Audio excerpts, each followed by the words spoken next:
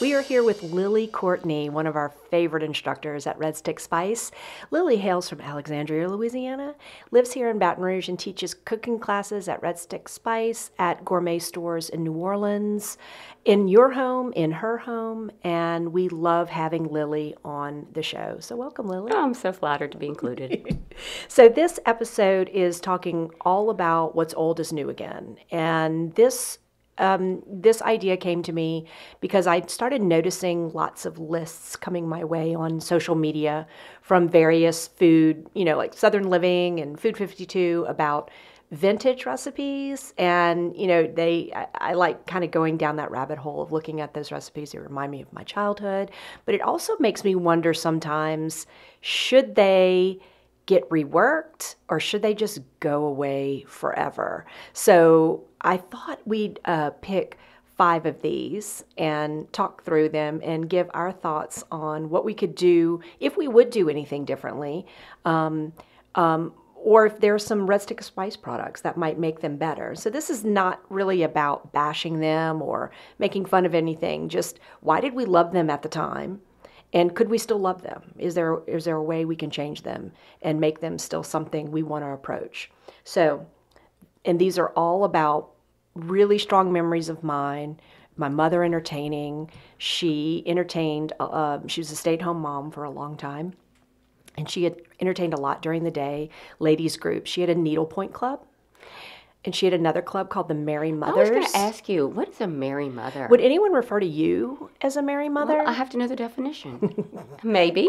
So I just remember the Merry Mothers getting together, and sometimes it was just the Merry Mothers, and sometimes they would take us on outings. But I remember being little.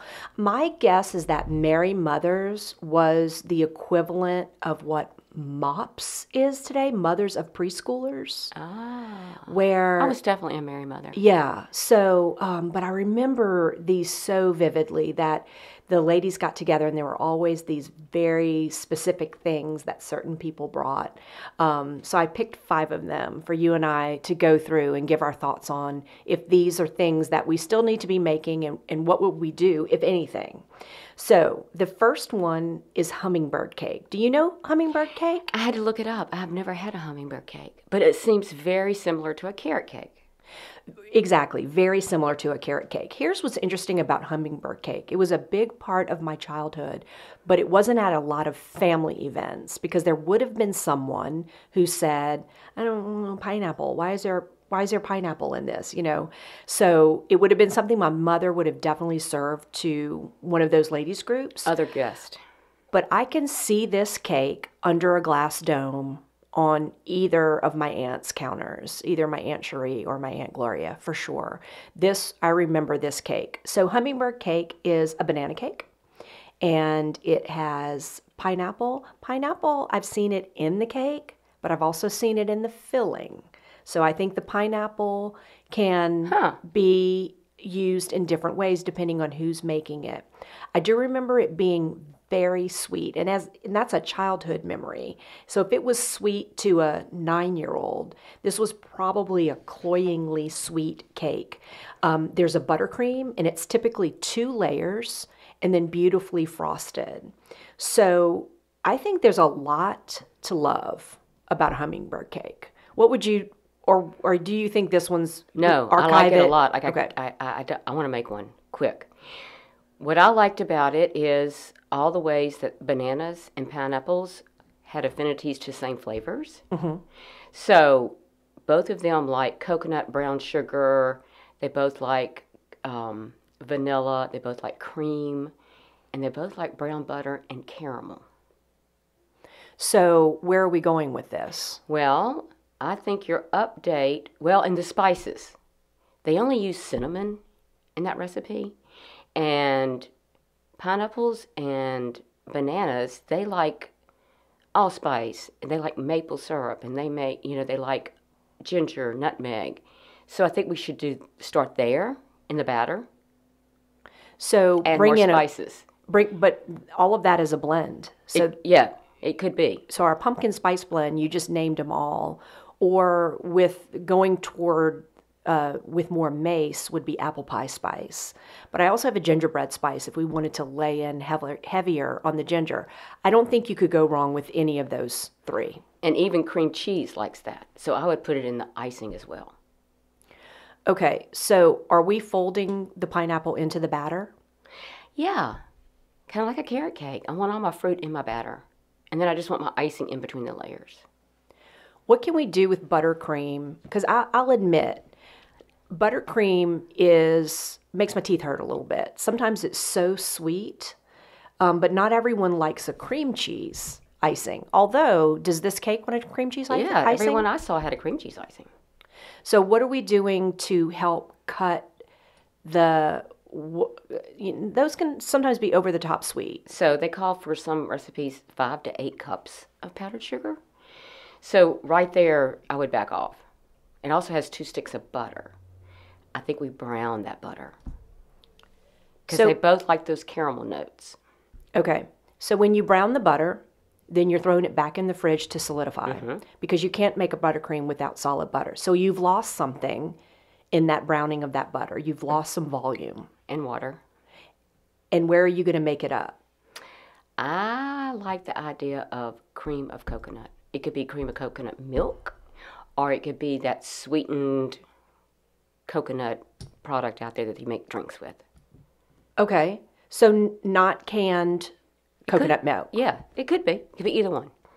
You're talking about the solidified part of the top of the coconut milk. Not necessarily. It could be the coconut milk. It's, you could stir it in and just use coconut milk. So like creme de coco, like you make a cocktail with. That's more that gotcha. Product or a can of coconut milk. Okay. So what about salt though? I find that buttercreams oftentimes I can tell when there's no salt, and some people say, why would you put salt in a buttercream? But I definitely feel like there needs to be a little salt there. Well, it's going to balance out all that sugar. Okay. For sure. And I like the idea of even maple syrup or maple extract. In the cake, maybe. Maple extract in the cake. Oh, okay. So most of them we're probably calling just for some vanilla extract. Right. So a lot of times what we do in class is we still keep that vanilla extract. We might back it off by a quarter or a half, and then we add in another layer, either with maple, hazelnut. Almond wouldn't work here probably, but we've done that where it's both vanilla and almond. But so you're thinking hazelnut? I'm thinking maple. Oh, okay. They both like maple syrup. They have affinities to maple syrup. So pineapples and bananas. So if we love that warm brown butter thing that's happening, what about in all of these caramel notes, what about a drizzle of a syrup on top of the cake? Like butterscotch? Mm-hmm. Mm-hmm. Or you could serve it with ice cream and butterscotch sauce. Well, yeah. Okay. Well, let's do that. All right. So hummingbird cake is a keeper. All right. Let's talk about 7-layer salad. So when I was newly married, I took over Thanksgiving from my Aunt Gloria, and 7-layer salad was a staple at our dinner, at our lunch. And 7-layer salad is iceberg lettuce, cheddar cheese, there's a dressing made with mayonnaise and sugar, and it's built, there's a pound of bacon. There's peas. There's peas. Oh, yeah. So you build this in a 9x13 pan, and you spread the mayonnaise and sugar on the top, and it sort of seals it, and then you refrigerate it. And I just lost a whole bunch of listeners when I talked about mayonnaise and sugar. Sure. Stay with me. So then they would get up the next morning and get ready for the Thanksgiving buffet and cut it into beautifully neat squares and lift it with a spatula onto the individual plates. So I love 7-layer salad. And the first year I took over Thanksgiving, I decided I was going to mix it up a little bit. I took that pan out of the refrigerator, tipped it into a bowl, and took my salad servers and mixed it. And it was screams. It was just horror You broke tradition. that I didn't slice it into the neat squares. It was delicious. But let's talk about besides a pound of bacon, what's working in this salad? What made us like it? Like, I'm craving it right now. Okay. What's happening in the salad? Sugar, fat, salt. Okay. Of course we love that. And iceberg gets a bad rap, right? Well, it's going to hold up really well if you're doing this the night before. There you go. So it keeps its crunch. So there's something to be said for iceberg lettuce. So what do we like about, what can we do with the salad? Well, first of all, do you want to archive it? Is it? No, I like it. Okay. What are we doing with it? I love mayonnaise. So the sugar didn't offend me a bit. But I immediately thought of Ruth's Chris layer salad, chopped salad.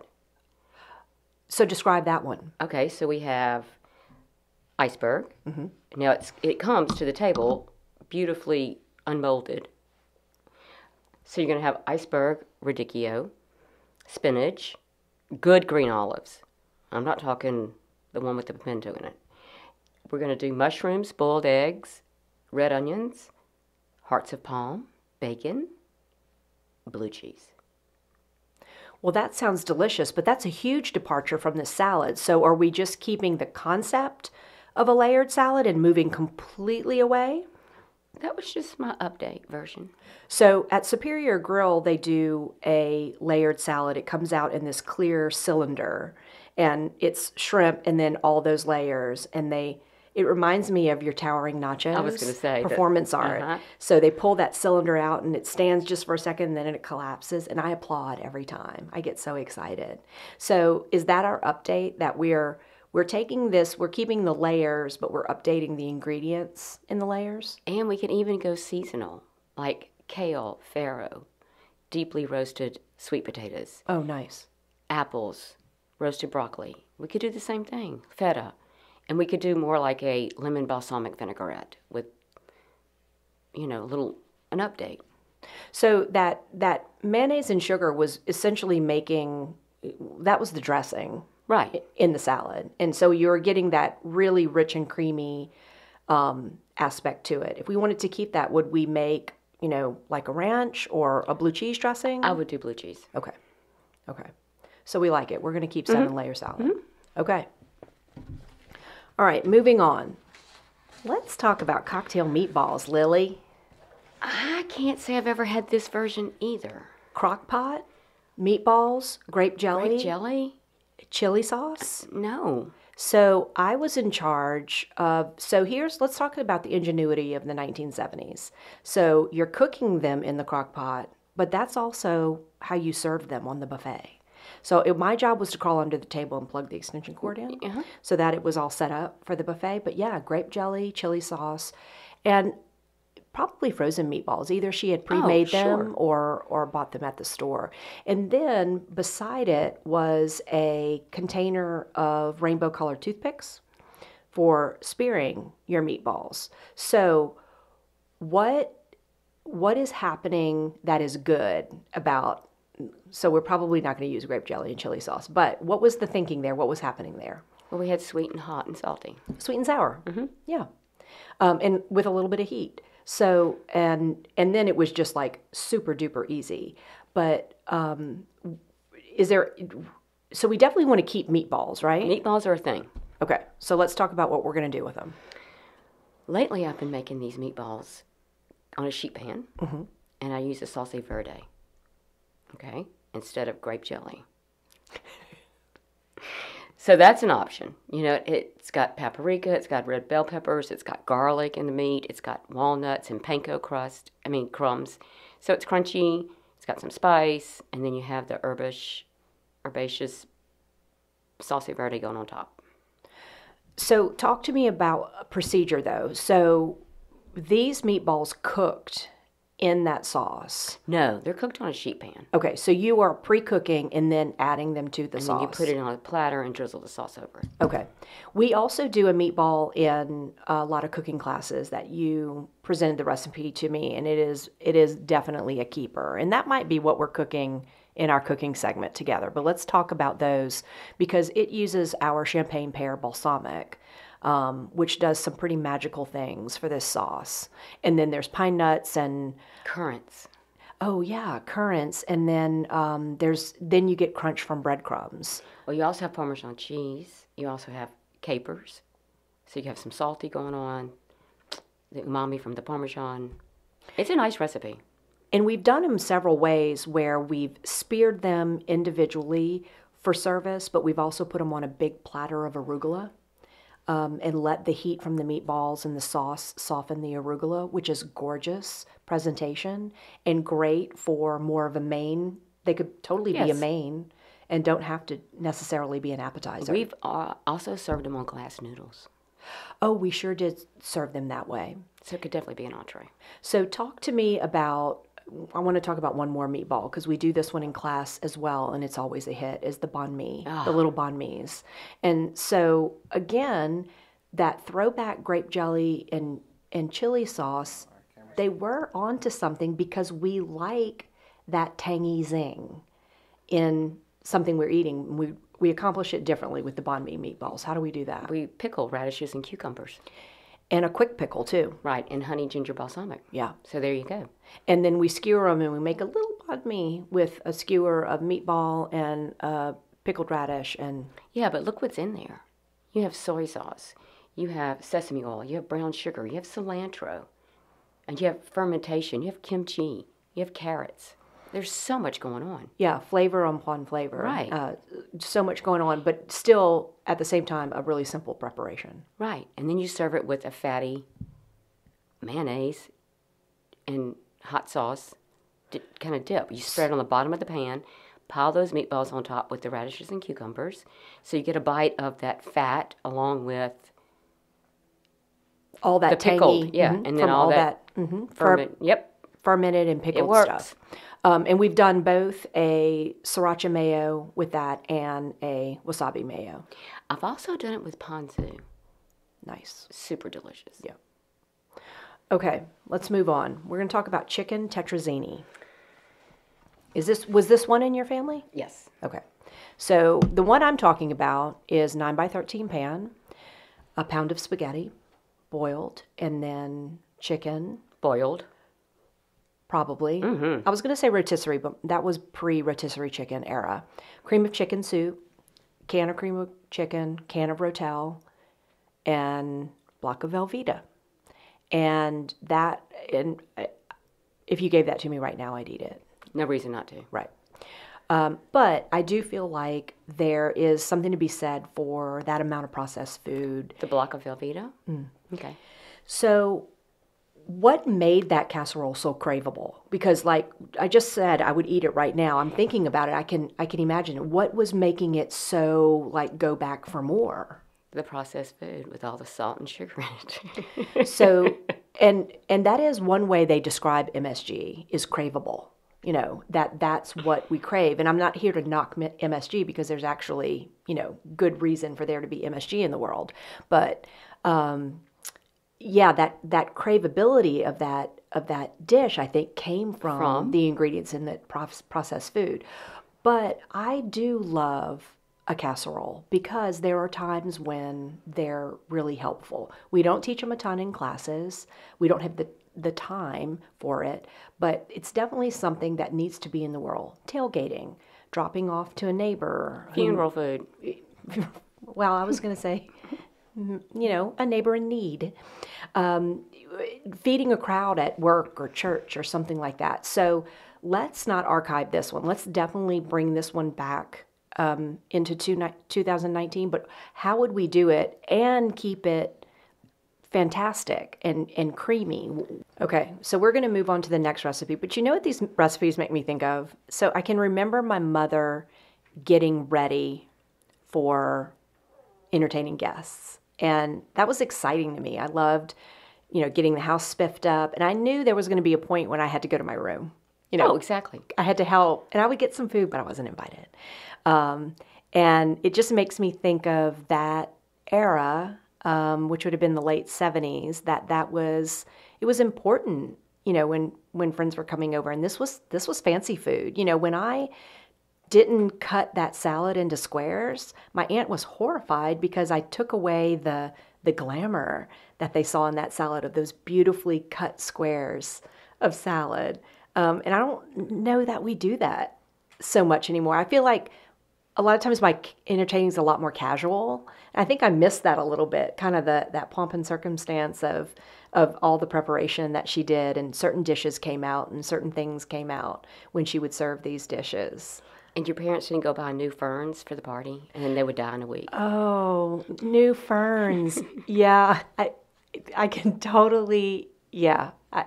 I can see where they would do something like that. There was also a lot of, I remember highball glasses coming out, and all the little bar implements, that we go to a bar for that sort of show now, and I just remember all of that. Oh, I think they drank, what is the cocktail? Tom Collins? Was it a Tom Collins? If you have the tall glasses. Yeah, I guess they were drinking Tom Collins. We were martini people. Okay. Y'all are fancy. Ooh. Okay. So let's talk about the next dish, which was fancy food for my family, was chicken tetrazzini. So we're talking 9x13 pan, a pound of spaghetti, cream of chicken soup, rotel, and Velveeta. And boiled chicken. Oh, and boiled chicken, of course. So if you have that for me right now, I'd eat it. Did you have sliced mushrooms? Or was it from the cream of mushroom soup? Well, it was cream of chicken soup. So there was a lot of cream of mushroom soup happening in our family, but this one in particular was cream of chicken soup. I don't think my mom would have added mushrooms. But what made this, so like I said, I want it right now. So what made this casserole so craveable? What's wrong with creamy spaghetti? Right. True.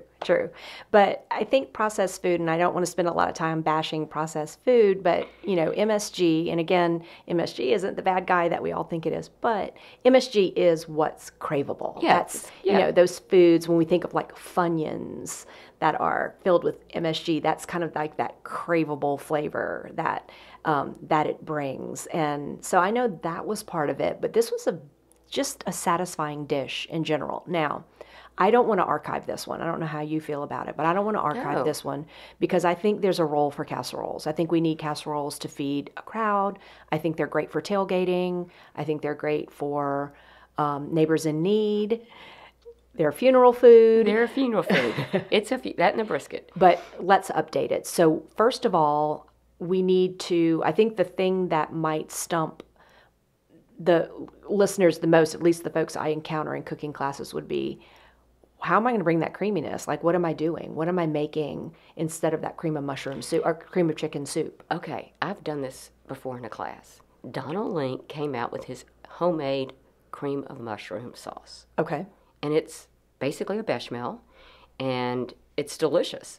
You have the chicken broth for your liquid. You saute your mushrooms. I mean, it's homemade. It's scratch. And then he puts in he does it for broccoli and rice and cheese casserole, like from the Piccadilly. Now, there's another throwback recipe. That's a delicious one. Yeah, I didn't even think of that one. Okay, so we're making our cream of chicken or cream of mushroom soup. Right. And essentially, there's a bechamel in there. Right. You're going to saute some onions, some mushrooms, and then you're going to do the flour part, and you're going to do make a roux, and the liquids, chicken broth, cream. It's delicious. Are you bringing your cheese into that sauce, or are we using a shredded cheese on that casserole? Yeah, you're using a shredded cheese. The cheese doesn't go in it. Okay. And so how are we going to, Heavy cream. Okay. And what are we going to use to get that creamy Velveeta, that thing we love so much? Well, that's going to be added to the casserole. You're going to have cheese. So just a cheddar? Yeah. Okay. Well, I think we could do several things here. I think you could go cheddar, Gruyere, Parm. I think you could mix it up a little bit. Get a good melting cheese, something salty. I like it. Yeah. I like it. Are we still boiling the chicken? We could roast it with some spices and some oils, but it's not as soft. I think you like the softness of that chicken with the noodle. Yeah, I think that's part of it. Is that let's poached chicken. You know, there's definitely a texture there and something that happens there that's really, really good. So that poached chicken, now you can bring a lot of flavor to poached chicken by putting whole spices in the water. Super simple, and wow, what a change you could have there. So what What are we dropping in that water to poach the chicken? Are we going to are we going to go crazy and do a star anise? Or No. okay. It's not the same. You're gonna keep it kind of simple, I think. You could do bay leaves. You could do peppercorns, Perfect. and you have cool peppercorns. Yeah. What's my favorite one? The Balinese long pepper? Ah, that's delicious. Yeah. Yeah. That So one we're for gonna sure. we're gonna make sure we have some whole spices dropped in that water, maybe a celery stick, some bay leaves, quarter of an onion. For sure. Bring some flavor to the party. Because you're gonna use that broth in this sauce. Oh, so you definitely do need to bring flavor there because we're putting it into that cream of mushroom soup. All right, I love that one. Okay, let's talk about. You know what? You could even do cream cheese in this. Okay, and where would you incorporate that in? I would do it probably. I don't know. I mean, it just kind of folds in. I'm not sure it goes in my sauce by any means, but it could be cubes of it folded in, and then as it bakes, it gets super rich. Okay, so this dish, in the traditional preparation is similar. We've got cooked pasta, cooked chicken, a cooked sauce, and then it all gets. And I would not omit Rotel tomatoes. Oh, that's a great point. So that's one of my pantry staples, 365. I always have those in the pantry, and we keep them in the cooking classroom as well. There is something to be said for Rotel tomatoes. That's a great ingredient. How do you use them? In general, or in this recipe? In general. We always had them in our pantry. I'm trying to think. Well, I guess it's more like stews and sauces. You know, like chilies or that kind of thing. Exactly. Bring zip to some chili. Yeah. I've done it in tomato soup, you know. Oh, we definitely do that. Mm-hmm. Yeah. And I've even, in a pinch, used them to make a salsa. Oh, why not? Yeah, so blitz them up with some fresh cilantro, some more fresh onion. You know, bring a little bit crunchy freshness to it, but it helps you bridge some ingredients that you might be missing. Let's say you're missing a jalapeno. It helps you bridge that. And so in a pinch, I'll make a salsa or, you know, maybe more like a pico with it. So I think it's a pantry staple. Now, there's a recipe did you ever fix. Whole chicken, green beans, and a can of Rotel, and you bake it. No, I've never heard of that. Mm-hmm. Is that what's happening in Alexandria? Mm-hmm. All right, let's talk about trifle. So if you are a girl about my age and were married in the 90s, you received a trifle dish as a wedding gift. So a trifle dish is a clear glass dish. Mine was super plain. Some of them are faceted.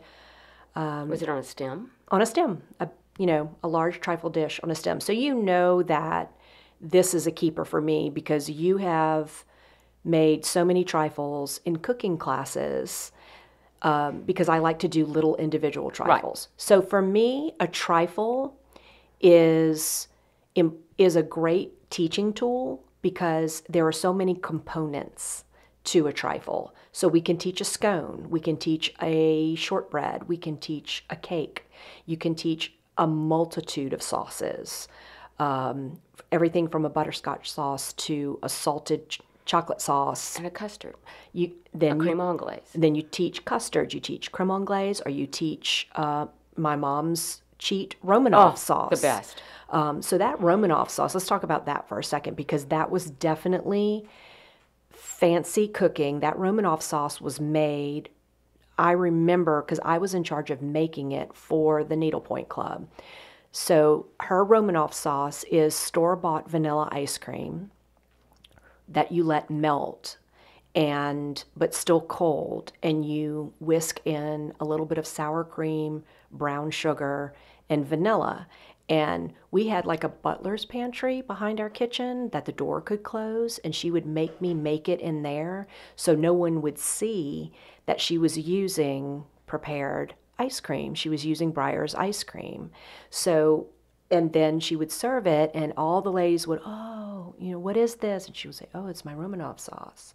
And it is a great, not cheat, it's just a great back pocket recipe that gets you to that creamy place of a lovely sauce without having to make break out your egg yolks and your milk. Make the creme anglaise. So it's definitely something we've got to put that in show notes because I love teaching that sauce. But that was definitely, we are very fancy making our Romanoff sauce, but please don't look while we use our store-bought ice cream. But a trifle teaches a lot of things. So you can then start making crunchy toppings, salted or spiced nuts or candied nuts. You can make granolas, so a trifle teaches a lot. The trifle of my childhood was Sara Lee pound cake. Which I still love. Well, and you and I have talked about this, that you enjoy you think a Sara Lee pound cake should be in the freezer. That's another one you can pull out in a pinch. So it was Sara Lee pound cake. It was strawberries and vanilla jello pudding and Cool Whip. And that was a standard trifle that got layered in that dish, and that was a standard trifle in my family. We also made a chocolate version with brownies, chocolate pudding, Heath bars, and Cool Whip, and I just got a cavity. Yes, that's a little strong. Over the top sweet, but I remember they were beautiful, they were eye-catching. I don't think they're dated. I think we all need to come on ladies, take those trifle dishes out of the cabinet. Let's make some trifle. I think it can definitely be modernized. Speaking of trifle dishes, did you not ever do your 7-layer salads in one? We did not do a 7-layer salad in a trifle dish, Lily, because it must be cut into neat squares and placed onto the plate for service. Come on now. But no, I've seen the 7-layer salad in a trifle dish. Okay, let's modernize this. This one's easy. I think we're all in on trifle. This could go on forever, but let's start with our base. So we do scones a lot in cooking classes as our trifle base because a scone bakes quickly. So a scone is essentially a little bit of a sweeter biscuit, and it lends itself to so many mix-ins.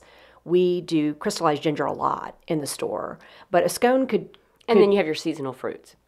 Right. So let's talk about the base. It could be peaches, it could be strawberries, But let's talk about our scone or our cookie or our cake as that base, that sponge in the trifle. Where are we going with that? I'm not opposed to a brownie. I'm not opposed to a, chocolate devil's food cake. But what about a blondie? Ooh, yeah. So blondies are big right now. Very big. And there's all sorts of things you can do with a blondie, right. In terms of topping them, but also to get that brown butter caramely flavor that we want. That's where we go back to our extracts. You can almost use a ooey gooey like cake. Oh, true. Yeah. With the cream cheese and powdered sugar. Yeah, that would be fantastic. Now that you mentioned blondies. Okay, so we would have made that strawberry trifle at the height of strawberry season in Louisiana, and we were just probably slicing fresh strawberries. We probably weren't even hitting them with any sugar. They were probably just going straight in. I don't quite remember. But what would you do with the fruit? What could we do to take that fruit a little bit further in that trifle? You talked about peaches. I would definitely give them a quick grill, a quick sear. Ooh. To caramelize the sugars a little bit before I put them on top of that vanilla cake or blondie. Right. And then you could then you can mix it with blueberries, strawberries. And what about making a quick compote for that trifle? Going on the stove with your berries with a little bit of sugar. And maybe some jams. Yeah, jams. But a liqueur. And another thing we do in classes, so that those two trifles of my childhood were cold. They were definitely made earlier in the day, and they were sitting in the fridge until it was time to eat. But what we do in cooking classes a lot, I like the opposing temps. I like a warm scone being hit with cold Romanoff or cold creme anglaise, and definitely cold whipped cream. So I like... Almost like a pie. That's what you like. You like the crunchy of the pie. I guess it is kind of a deconstructed pie, right? A little bit. So where are we going? So let's go back to the trifles of my childhood. The chocolate one had a little bit of crunch, but the strawberry one did not. And I think that is such a, I like the crunchy, sugary. I like a oatmeal butter kind of crumble like you do for a buckle. Okay. How would someone make that? Because I would like all of these components made in advance and parked and just ready So it's to go. oatmeal, butter, maybe some almonds, some brown sugar, and you bake it on a cookie sheet. And you're going to end up with like kind of a granola. Granola-like, but it's crumble. Okay. And there's got to be a salt in there. For sure. Yeah. To cut all that sweetness. All the sweetness. Something salted. Whether your sauce is salted, whether your... Butter is salted. Yeah, the butter can be salted, or whatever that base was, making sure that scone got some salt in it, a salted brownie, something like that, to make sure you get all of those layers going. And like right now, why couldn't we do something seasonal like a sweet potato bread? Okay. A cream cheese swirled sweet potato bread. Okay. And that'd be our base. Okay. And then you could use pears and brown sugar and vanilla and, once again, some spices as your fruit. Okay. And so are you going to roast that? Oh, you could roast... The pears? You could roast pears, but you remember when we roasted strawberries? Right. And we thought we split the atom? Yeah, definitely roasting that fruit and bringing in that extra layer of sweetness would be helpful. And then you could do a butterscotch sauce. You could do white chocolate whipped cream. Oh, yeah. Okay. So one thing I'm a stickler about with trifles is surface area on the base.